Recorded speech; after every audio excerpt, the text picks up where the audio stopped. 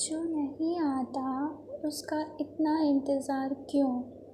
किसी के लिए अपना ये हाल क्यों? वैसे तो इस दुनिया में बहुत सी चीज़ें प्यारी है, पर जो नहीं मिलता उसी से इतना प्यार क्यों? जिसे फ़िक्र नहीं हमारी, उसके लिए दिल इतना बेकरार क्यों? जिसे हमारी खुशी की परवाह नहीं, उसी की खुशी के लिए हम परेशान क्यों?